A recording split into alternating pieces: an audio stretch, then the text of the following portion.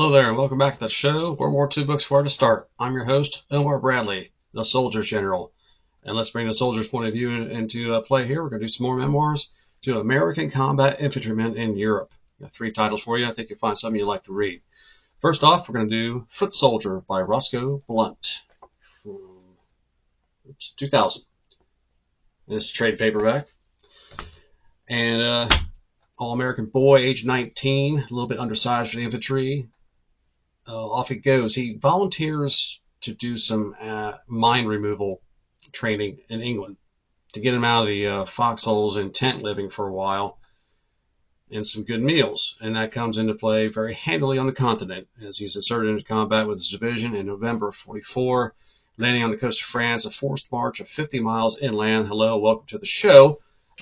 Great way to bring you into combat there. So that wore him out. He passed out 3 times on that 50-mile forced march. It took about 18 hours or something crazy like that. So good introduction to your role as infantry. Now, despite having being trained for anti-mine clearance, he does very little of that during the war, as the situation is too fluid for most of the time for his skills to be brought into play. It does occasionally here and there, but doesn't play a huge part in the narrative. He ends up being attached here, there, and everywhere as gopher, scout, guard, this, that, and the other. Occasionally helping out with machine gun posts, whatever. But what he really likes to do is collect souvenirs. He's there for the treasure and the swag and mails everything home. Helmets, rifles, pistols, medals, soldat books. He'd like to rifle through the corpses of German soldiers and get their soldat books and send those home too. And he had a hell of a collection. He's got a photo of it in the book of all the stuff he plundered out of Europe. No shame about that at all. He's there for the swag, man. And along the way, he tells you in the intro he's pretty devastated by the experiences of war. Never got over it. He lives with it day in, day out. Carries a lot of pain from the injuries he suffered, especially with the trench foot. And it's never left him. It's kind of haunted him all his life. His son helped him write out the manuscript in his later years to try to get some of the memories exercised a little bit. And in November, so he's getting inserted into the Siegfried Line battles, and then of course he's going to be in the Ardennes for Battle of the Bulge, and on into Germany for the final push.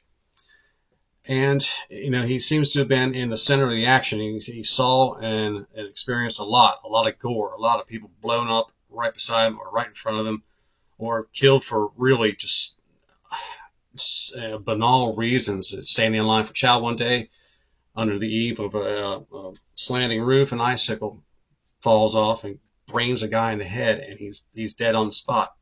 Medics haul him away. Everybody moves up a pace for the chow. Just another day in the army. He's getting another meal one day, coming back from the kitchen, walking down the street and sees a GI coming towards him, and a mortar shell drops in and obliterates the guy right there and then. And Roscoe just goes and sits in the doorway and eats his chow. Another day in the army. Nothing to see here, moving along. So he got used to the horror really quick for the most part. And I really think he did suffer some battlefield psychosis from being blown out of a shell hole during an artillery barrage one time without apparent effect except for the concussion. He said he was running around in circles and had no memory of it. People had to grab him and throw him to the ground. But after that, he takes to abusing German corpses, playing soccer with a severed head one day on icy ground, and falling into a burned-out tank one day, trying to kick the skulls of 2 skeletons that had burned to a crisp in the tank. And he said, that one, I'm not too proud of that moment, but it happened, and let me tell you about it. So I think there was certainly a degree of over the rainbow here. He's everything he saw and absorbed real quick may have sent him around the bend for a little while. And he's not shy about relating all the gore. Bodies blown to bits and limbs flying around right in front of him. He's just really matter-of-factly graphic about it. So it's like a kind of like a Quentin Tarantino movie, up close and personal, in a book. So there you go for that. Now, I think there are some tall tales included in this venture here. I want to give him the benefit of the doubt, being an American. I'm kind of sympathetic to that, but I think he may have stretched truth here and there for the sake of the story, or maybe his memories got jumbled up over the decades, and some things he imagined happened have a little extra panache to them. I'm not quite sure. But there are also, there's a series of contradictions. He'll say one thing, a couple paragraphs say something entirely opposite. And a couple events, I just don't really think are true to the letter of the law, especially one where he gets captured by a smaller group of SS during the Bulge, and the very next day, Bulgize them into surrendering themselves to an American unit set to get his buddies and himself freed up. That smells a little bit fishy. And there's also a scene where a moment where he supposedly hops on a gun mounted on top of a 6x6 truck, and helps machine gun down a lone ME-109 that was straight for the convoy. And they run back a couple miles with this ME-109 crashed. And here the pilot got ejected, and he's stunned but conscious, uninjured, and everybody's just taking all his belongings before he gets marched off to the POW cage. I find that one a little bit not too sure about it. But having said that, overall, this is a great graphic bullet by bullet kind of memoir. He's just really direct with his experiences. There's no polish.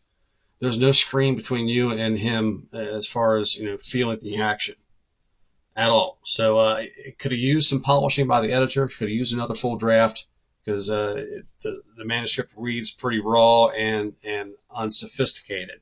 So that's a downside, along with its honesty being the upside for his emotions and what he went through.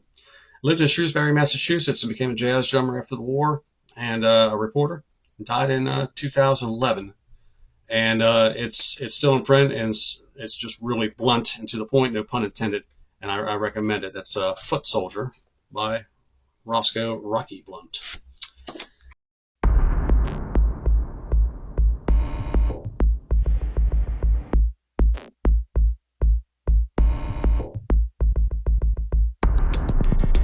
And next up we have If You Survive by George Wilson from '87. And I could not find a picture of the guy at all. Through a quick search, I probably have to go to an armed services website to try to hunt down, soldiers of World War II thing. But there's no photos in the book, unfortunately, and it's semi out of print. Audio is available only, so I have no idea what the man looked like. This guy was drafted during the war when he's about to go into college, and was tested high enough in IQ and physical skills to be sent to OCS. So he had a good amount of stateside training to be an officer in a rifle company before being shipped over as a replacement officer. He's inserted after D-Day, after the breakout, and inserted into a company where he knows nobody and expected to lead right away. And he does it. He adjusts to learning on the job and figuring out there's a hell of a lot left out of the training that they did not cover that he has to make up on the spot to survive. He's very conscientious. He said he made the effort to learn the names of all his men in the company right away, and he remembered them. And for 120 plus guys, that's pretty impressive. A few days later, it's like 60 guys. A few days later, it's like 40 guys. And then the replacements come in. He's going to do the process all over again. So he sees a lot of attrition right away. Very nearly gets killed by a Panzerfaust, I think it was, that shot at a Sherman he was riding on. So his combat career could have ended like that, like so many others did. A few close scrapes, and learning on the job, he learned it very successfully and became very good at how to survive in the field. Little tips and tricks that an infantryman needs to develop fast if they want to get through this thing. So from the breakout to the West Wall, we said, it's a classic situation where they could have pushed on in to Germany and right up to the Rhine in September, but the supply situation forbade that, and then, of course, he didn't know, but Operation Market Garden sucked up all the supplies from Montgomery's push to get to the Rhine their own way, which failed.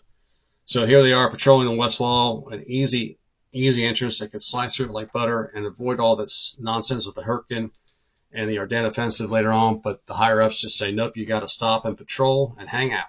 And that's what he did for a while. It's pretty good. There's no real background to the guy. He just starts with his induction into the services. And there's plenty of gore, but no real emotional impact. He doesn't convey that very well. He's seeing guys get chopped up and slaughtered by artillery and mines right beside him, right behind him, over and over again, and new faces all the time, and having to promote privates to sergeants on the spot because all his noncoms are dead, and he's the only officer left in the company a lot of times. And yeah, he says it was shocking and revolting and he vomited, but you don't feel it coming through the page like that, like you did with Rocky Blunt. he's got an emotional detachment. He's been able to separate himself from the events he's describing for 40 years earlier pretty well. And he can separate himself from what happened and relate it in really astounding detail without contradictions, without seeming to stretch anything, knowing exactly where he was and what he was doing. He had the map reading skills. He had the mathematical skills to direct artillery and mortar barrages on enemy targets. Pretty smart guy and knew what he was doing. They go through the Herculean Forest. He said that was the worst part of the war for him, with the anti-personnel mines and the misery of the weather and the air bursts in the trees that could slice you down as much as actual artillery shell splinters could. He said the best thing to do with an air burst was get up against the trunk of a tree to try to avoid the spray of shrapnel down, especially with mortar shells. That was pretty valuable.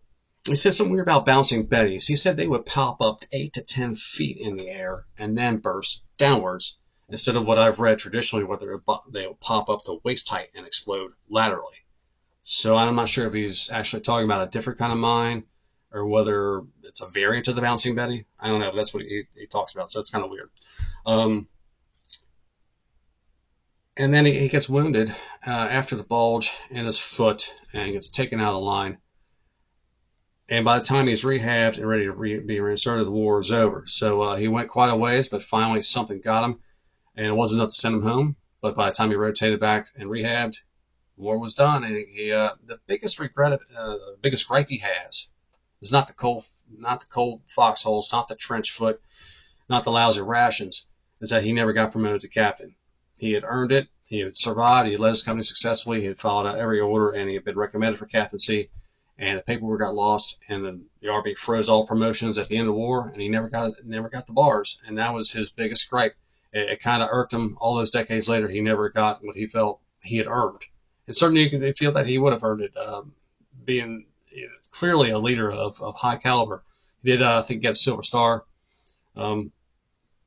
But it's just it's a really kind of weird balance between really readable, because I went through the first 50 pages like hot butter through a knife, and I read 100 pages in one day. So it reads really fast, and it's really lucid and really clear, but doesn't hold any value for the future. I don't know, this is my second time through it. I've kept it all these years, but there is a sense of emotional dead space in there that doesn't really make you attach yourself to it. So a good read, a quick read, but maybe something you won't hold on to. Like I said, it's only available audio right now, so you'd have to search secondhand to pick this up. But I do recommend it. It's very readable and gives you good, clear focus on the infantry war in the fall of '44 in Europe. So that's If You Survive by George Wilson.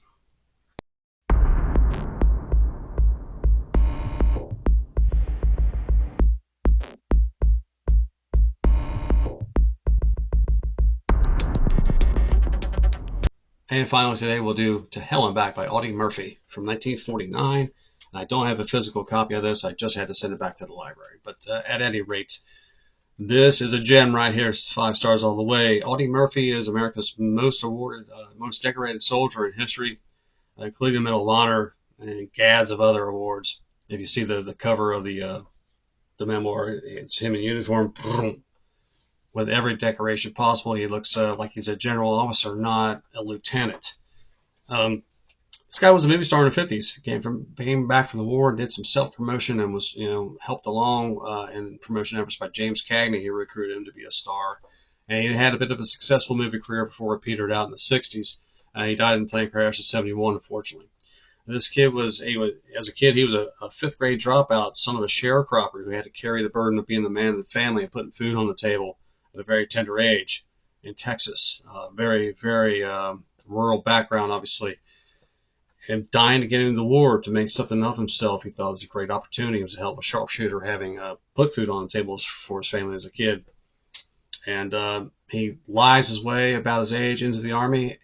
And we take up the narrative on the beaches of Sicily. He was actually there in North Africa, but doesn't cover that. The book starts right in Sicily. His first day on Sicily, and not a whole lot of it, but the Italian and the French campaigns, yeah, that's where the meat of the book is. And this is a classic. It was ghostwritten. I suspected it was the first time I read it, which is actually audio. It just had a Hollywood scripted feel to it at times. Very smooth and slick and sophisticated. it didn't match up with his 5th grade education to me, and so I eventually got a bio on Murphy. Yeah, it was written by a guy named David McClure, who was with him in the acting part of the business. He was a screenwriter or something, helped him spill out his reminiscences and put it into book form. So it's got a really slick approach. You can feel the script writing from the movies of that time coming through, shining through brightly, very brightly. And you might say that's a detraction, but I think actually enhances the experience. I think it's the right touch for the right story at the right time. And if you do read this, if you have any affinity for audiobooks, this is one you would have to do as an audiobook. The narrator, Tom Parker, is absolutely top notch. He's one of the best I've ever heard, right next to Simon Vance. Fantastic, because he could do voices for all these guys in the squad and differentiate them and put the humor into it and the accents and make you really feel it. Absolutely an outstanding effort there. So, he starts out as a sergeant in Sicily. He's going to eventually be field promoted to lieutenant, but he doesn't talk about any of his promotions or any of his awards or any of the combat actions, especially the one in the France where he was awarded the Medal of Honor. Doesn't talk about his medals at all. And I don't think he wants to stand out because everyone died around him. I don't think he wants to make anything big of himself. He's just there to tell you what happened. And you could tell it's just raw and brutal, and machine guns and snipers, tanks. They hate the armor. They hate the mines. They're in the foxholes getting rained on. Malaria shaking, shivering in a foxhole full of malaria is no fun experience. And you get it all. It's really raw. There's a lot of humor up front in Italy. That drains out as all his close buddies are killed or wounded. And he's pretty much left stranded by himself with one guy, Kerrigan. When Kerrigan gets hit, he's eventually made lieutenant. He's now a leader of men, so the humor is gone. And now he says pretty much straight up, I treat them as tools to do a job, and I have to motivate them to do that. Their humanity is not relevant to me. I direct them where they need to go, and we take the next position and achieve the objective.